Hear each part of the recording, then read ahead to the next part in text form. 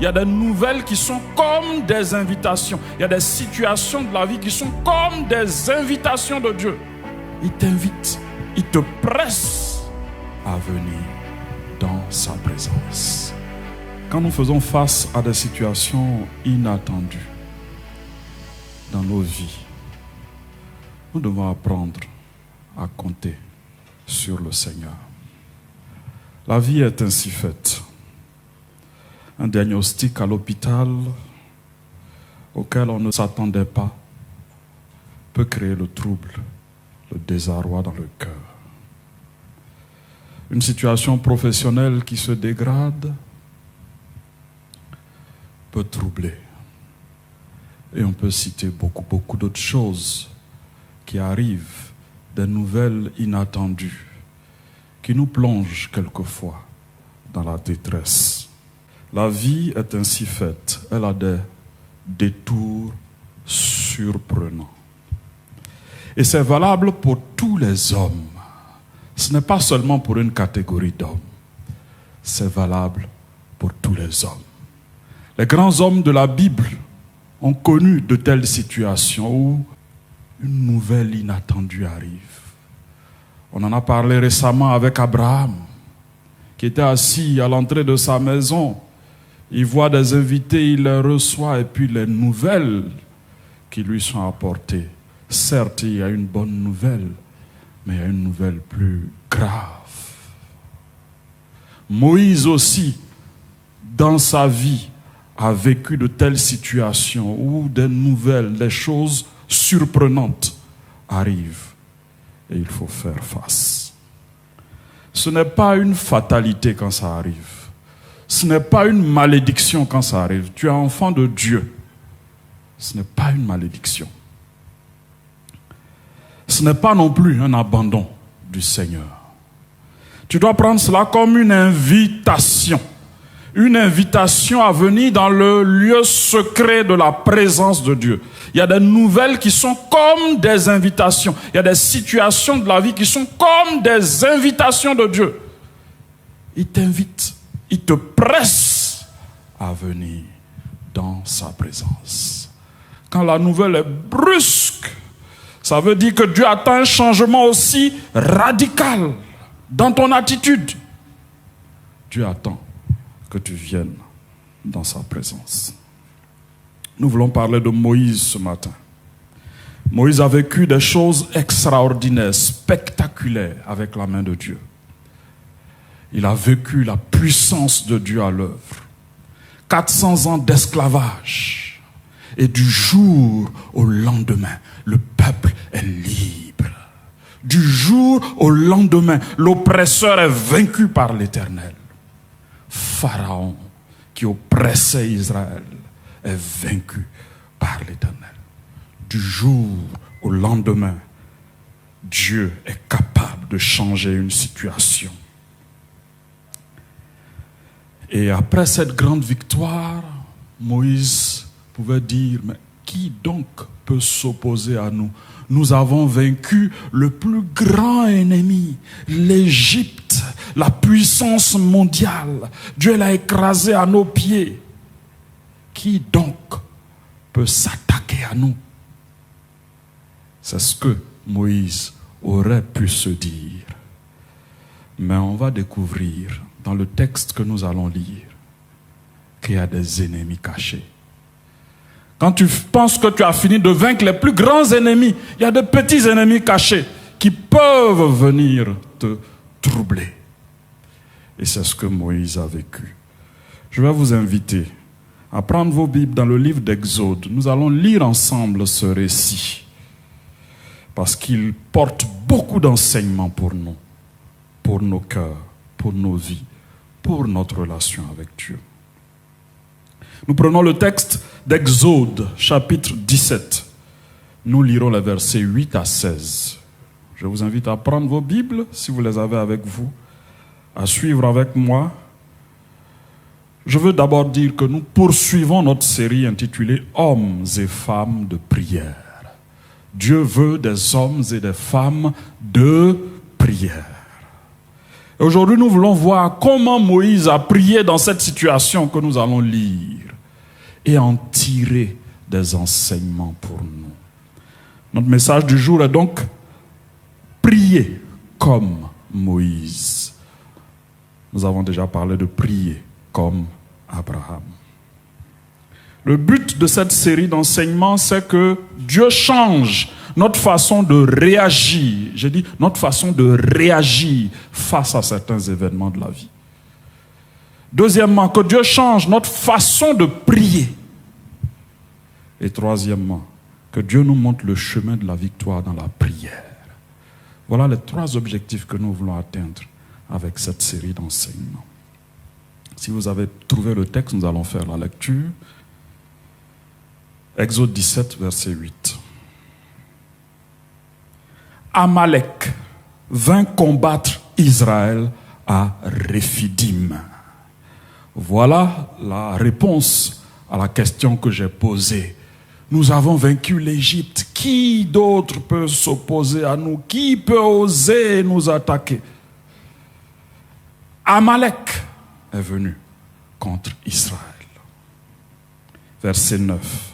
Alors Moïse dit à Josué, réaction prompte, événement brusque, réaction prompte. Voilà un homme qui connaît Dieu.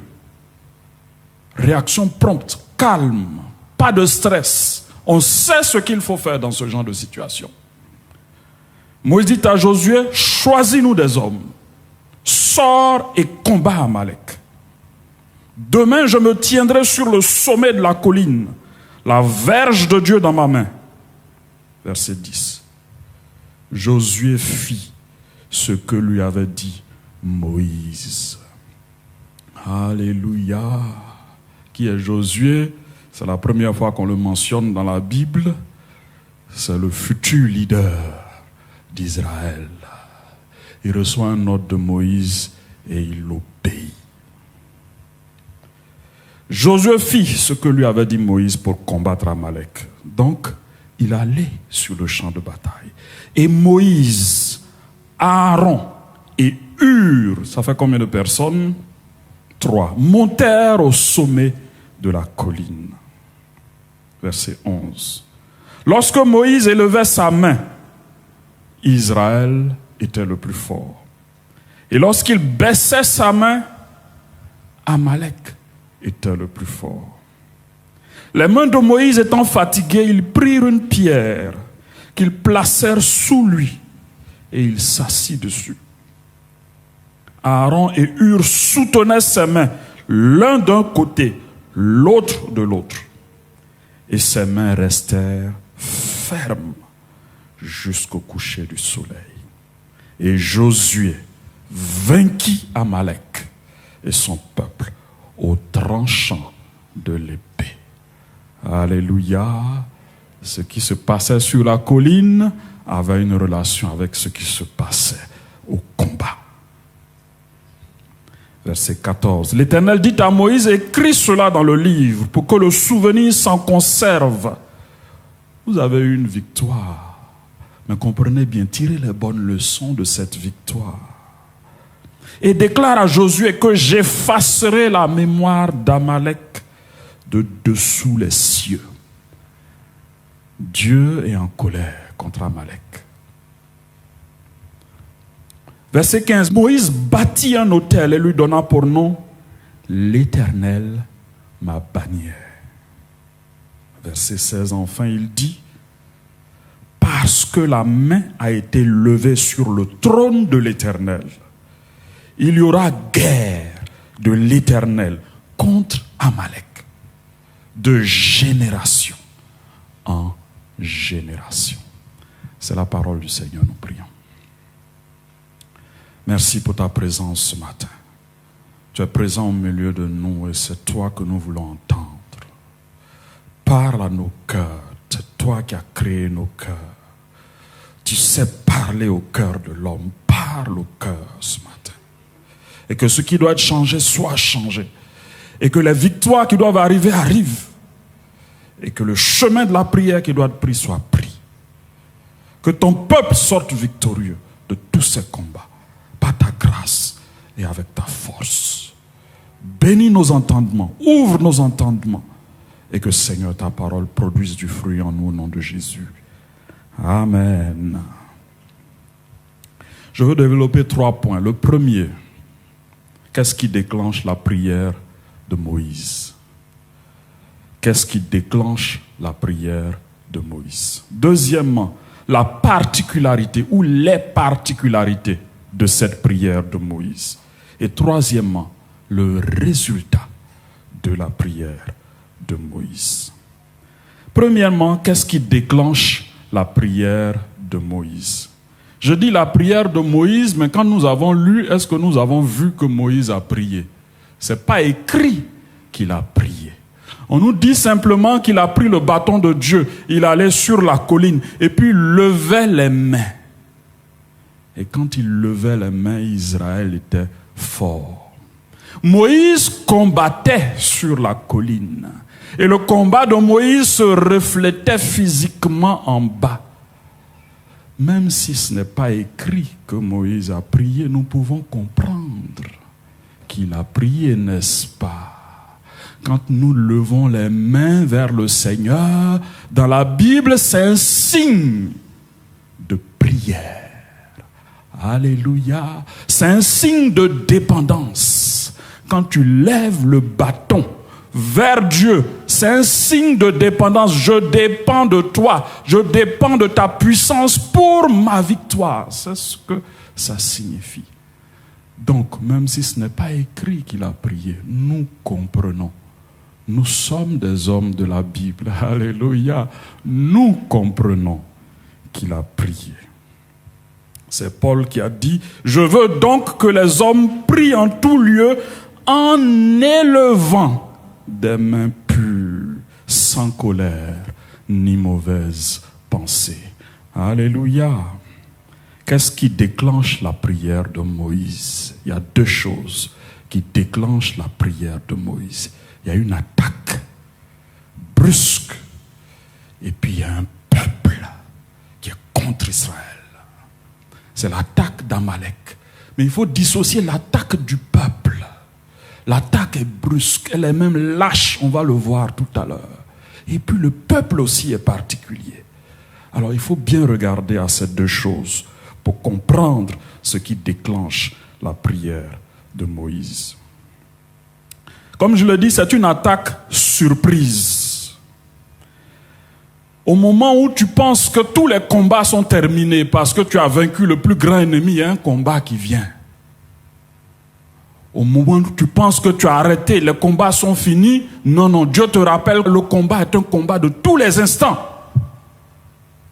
Israël pensait avoir vaincu son plus grand ennemi, l'Égypte. Mais Israël ne devait pas oublier qu'il avait d'autres ennemis. Quand on regarde les détails de cette attaque, parce que Moïse rapporte cette attaque dans Deutéronome chapitre 25, versets 17 à 18, il parle au peuple et il dit, ce peuple Amalek, faites attention à ce peuple. Il dit, souviens-toi de ce que te fit Amalek. Moïse parle à Israël. Pendant la route, lors de votre sortie d'Égypte, c'est maintenant qu'on reçoit les détails. On ne sait pas ce qui s'est passé. C'est maintenant, dans Deutéronome, que Moïse nous donne les détails. Et comment il te rencontra dans le chemin et sans aucune crainte de Dieu, tomba sur toi par derrière. Sur tous ceux qui te traînaient les derniers, pendant que tu étais las et épuisé toi-même. Voilà comment Amalek a attaqué. Ils ont attaqué de façon lâche et de façon brusque. Ils ont attaqué les plus faibles, ceux qui se traînaient par derrière. Alors on peut imaginer si c'était des enfants ou si c'était des vieillards, comment cette attaque était lâche. Amalek a attaqué par surprise. Parlons du peuple Amalek, parce que le peuple lui-même est aussi une source de problème pour Israël. C'est qui Amalek? Comme je l'ai dit, c'est un peuple. C'est un peuple issu de qui? Quand vous lisez Genèse 36, verset 12, on dit qu'Amalek est le petit-fils d'Ésaü. Amalek est le petit-fils d'Ésaü. On connaît Ésaü, on connaît Jacob. Si Amalek est petit-fils d'Ésaü, ça veut dire qu'Amalek est frère d'Israël. Puisque Jacob et Ésaü étaient des jumeaux. Amalek est un peuple très proche d'Israël. Et c'est Amalek qui vient attaquer Israël de façon lâche, sans crainte de Dieu, par surprise. Voilà qui est Amalek. Amalek aussi est le type de l'homme charnel. Il est le type des désirs charnels. Parce que si Amalek sort d'Ésaü, c'est que Amalek, c'est Ésaü. Or, Ésaü, c'est le type de l'homme qui privilégie la chair au-dessus des choses spirituelles. Ça me sert à quoi le droit d'aînesse? J'ai faim. Voilà le raisonnement d'Ésaü. Le droit d'aînesse, c'est une chose spirituelle qui a de la valeur. Tu traînes ça dans la poussière parce que tu as faim. Tu veux manger. Tu as vu des lentilles. Voilà qui était ce Ésaü.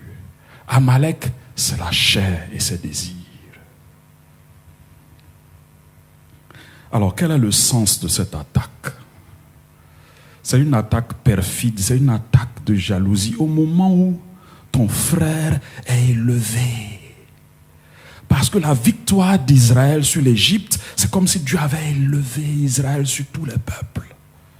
Pour dire, voilà, c'est mon peuple, le peuple d'Israël. Et puis Amalek, toi tu es frère, vous êtes frères. C'est toi qui vas attaquer Israël. Attention, attention, je veux parler à chacun de nous, enfants de Dieu. On est dans la maison de Dieu.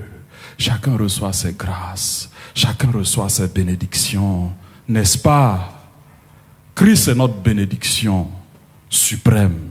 Alléluia. Donc nous sommes tous bénis. Mais tu es assis là, tu as vu la voiture de ton frère, de ta soeur, et puis tu jalouses. Et puis ça te pousse même à parler mal, à faire des choses contre.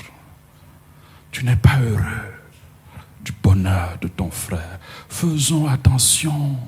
On se crée des combats inutiles dans la maison de Dieu parce qu'on ne fait pas attention à nos cœurs. Le frère, il est là. Quel mal il a fait?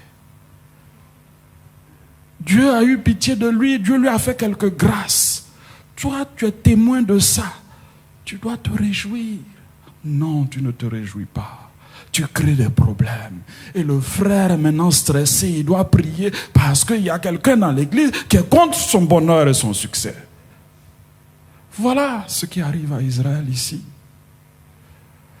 Enfant de Dieu, si ton cœur veut t'entraîner sur ces chemins, va dans le lieu secret de la prière pour dire non, je n'accepte pas ce genre de sentiment. Alléluia. Le cœur est mauvais. Ce genre de sentiment, ça peut commencer à vouloir naître. Il faut taire ça rapidement. Alléluia. La maison de Dieu, c'est un endroit où on est heureux. Quand mon frère est béni, c'est moi qui suis béni. Alléluia. S'il a reçu, c'est comme si j'ai reçu. Parce qu'on est frères. Ça doit me donner de la joie. Alléluia. Que Dieu nous aide. La deuxième chose que l'attaque enseigne, c'est il faut faire attention aux désirs de la chair. La chair, c'est l'un de tes plus grands ennemis. C'est ton plus grand ennemi. Un ennemi extérieur, c'est plus facile de faire attention à l'ennemi qui est extérieur. Parce que tu le vois venir de loin, tu peux déjà t'apprêter. Mais quand l'ennemi est à l'intérieur de toi, quand l'ennemi s'appelle tes désirs charnels, c'est difficile souvent de combattre. Et puis il peut arriver sans prévenir. Parce que tu n'as pas veillé sur ton cœur. Une colère inattendue. Une jalousie inattendue. C'est ça les désirs de la chair. Des envies inattendues. Fais attention. Au moment où tu penses que tu as eu toutes les plus grandes victoires, il faut savoir que Amalek, là, le combat, c'est de génération en génération. Tant que tu es sûr, tu vis dans ce corps, c'est de génération en génération. Tu vas combattre contre ce corps, contre ces désirs charnels, jusqu'à obtenir la victoire. Alléluia. Donc, c'est Amalek, c'est son attaque surprise, lâche, qui déclenche la prière de Moïse. Alors, le jour où tu es attaqué par surprise, le jour où tes désirs charnels se réveillent de façon inattendue, il faut savoir que tu dois faire comme Moïse, prendre le chemin de la prière. Alléluia. Prendre le chemin du lieu secret de la prière. N'entre pas dans des débats interminables, n'entre pas dans des visites interminables, parce que quelquefois on multiplie les visites quand on a des problèmes, parce qu'on a envie de raconter ça à tout le monde. Non, non. S'il y a un lieu où tu dois entrer, c'est le lieu secret de la présence de Dieu. Alléluia. Deuxièmement, la particularité de la prière de Moïse. Je l'ai déjà dit tout à l'heure en lisant le texte. Quand Moïse dit « Choisis-nous des hommes, sors et combat Amalek. Moi, je me tiendrai sur la colline. J'aurai la verge de Dieu dans la main. » Il est serein, Moïse. Il est serein. Il pourrait être troublé, mais il est serein. Dieu veut que tu apprennes à être serein. Alléluia. Quand les situations difficiles arrivent, comment tu es? Comment tu es? Est-ce que tu es dérangé? Est-ce que tu parles beaucoup? Parce qu'il y a plusieurs façons d'exprimer un stress qu'on vit profondément à l'intérieur de nous. Plusieurs façons de l'exprimer. Comment tu te sens à l'intérieur? Ne crains point, ne crains point, ne crains point.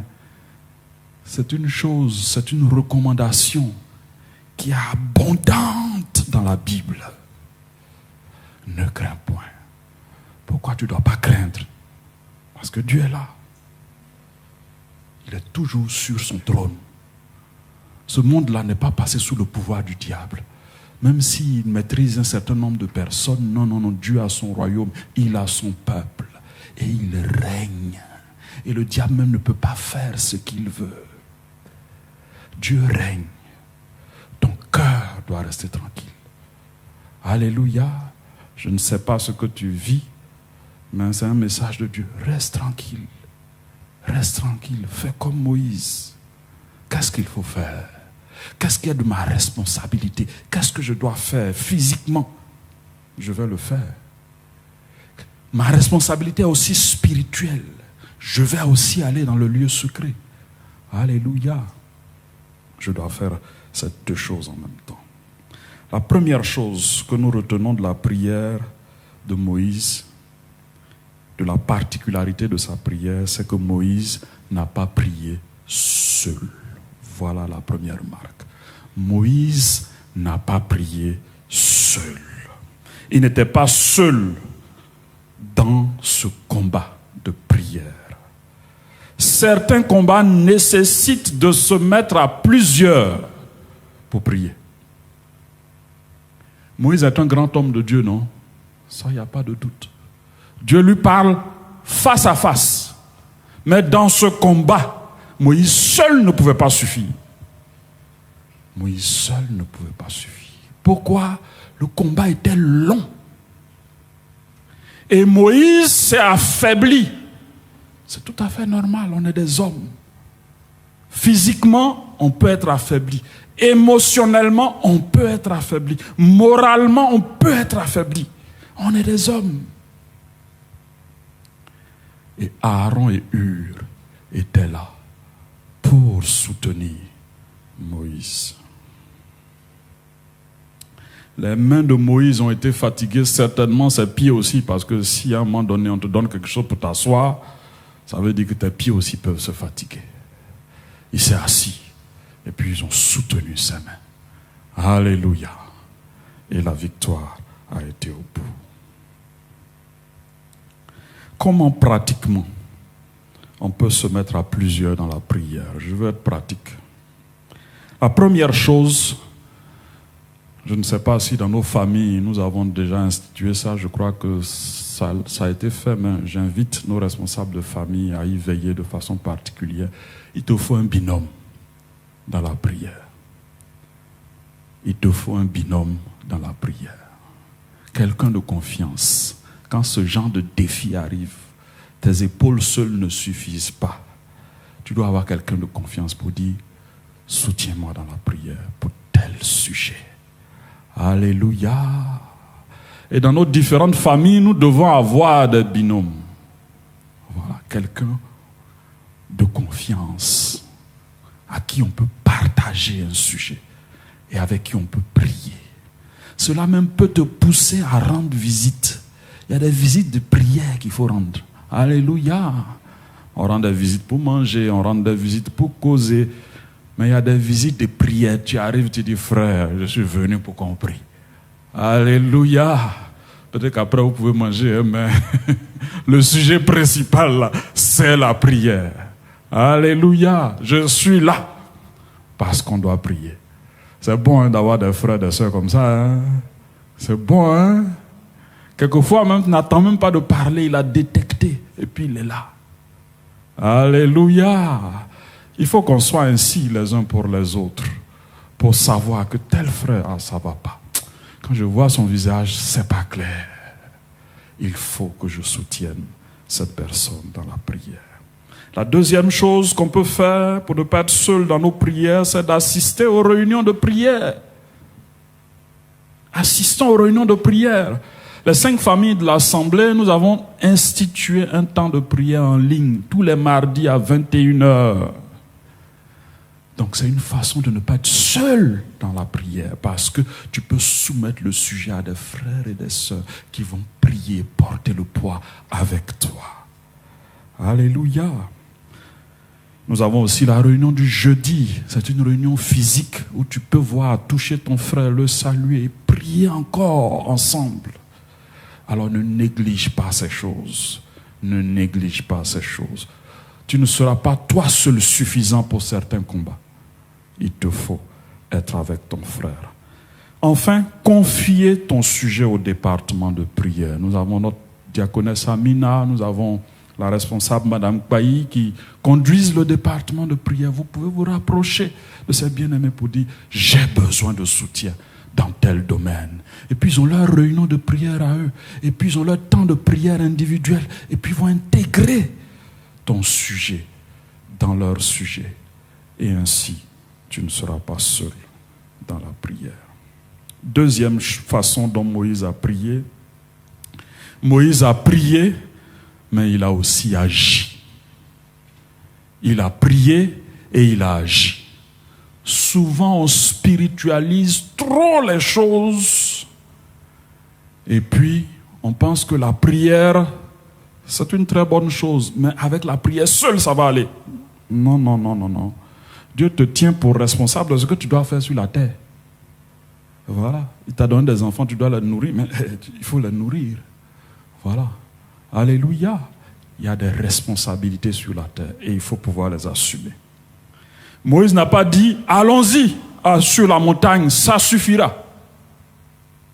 Aaron et Hur, venez avec moi.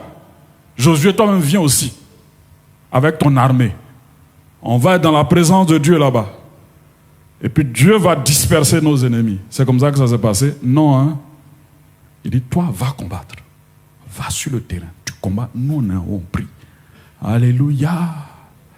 Donc, il faut bien saisir ça dans ta façon de prier. Tu veux avoir un emploi? Ta responsabilité humaine, c'est de déposer des dossiers quelque part. Voilà, tu ne peux pas te contenter de faire des jeûnes et des prières et puis tu ne déposes pas les dossiers. Ça, c'est ta responsabilité humaine. Dieu te tient pour responsable. Tu veux croître dans la connaissance de Dieu. Voilà. Tu vas lire la Bible. C'est ta responsabilité, mais tu vas aussi prier. Parce que tu peux lire la Bible sans comprendre. Alléluia. Tu pries pour que Dieu fasse ce que tu ne peux pas faire. Mais ce que tu peux faire, tu le fais. Alléluia. Je ne dis pas de faire des choses qui vont à l'opposé de la volonté de Dieu. Ce n'est pas ce que je suis en train de dire.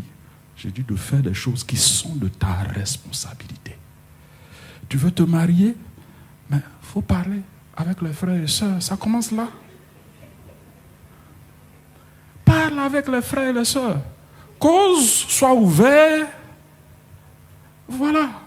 Mais si tu fais jeûne et prière pour te marier, et puis tu es coupé de tout le monde dans l'église, qui va te voir et dire, voilà la personne que je veux épouser, alors qu'il n'a jamais causé avec toi, il ne sait pas quel genre de personne tu es. Vous voyez, c'est des choses simples, hein? Mais Dieu nous tient pour responsables de faire ces choses. Donc Moïse a prié, mais il a aussi agi. Il faut faire ce que nous pouvons faire et prier pour obtenir ce que nous ne pouvons pas obtenir. Alléluia. Moïse a eu la victoire au bout d'un long combat, physique et spirituel. La menace d'Amalek a été repoussée, mais c'était pour un temps. Dieu a prévenu.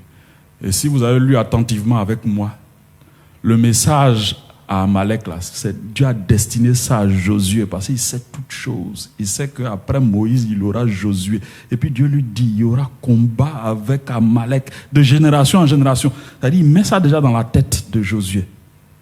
Ce peuple-là, ils vont vous fatiguer. Soyez prêts. Alléluia. La première leçon de la victoire, c'est que le combat est perpétuel. Ce n'est pas suffisant de gagner une seule fois. Le combat, ça va revenir. Il faut pouvoir gagner plusieurs fois. Alléluia. Tes combats, tes ennemis sont avant tout les ennemis de Dieu. En fait, qui a combattu Amalek? Moïse peut dire, c'est moi qui ai combattu Amalek. Josué peut dire, c'est moi qui ai combattu Amalek. Mais l'Éternel dit, c'était mon combat. Alléluia. Sois assuré avec ces paroles. Quand tu combats contre quelque chose que Dieu ne veut pas, c'est le combat de l'Éternel aussi. Ce n'est pas ton seul combat à toi. Tu n'es pas le seul dans ce combat. Dieu combat avec toi. Alléluia. Sois assuré de cela. Et Dieu te donnera la victoire.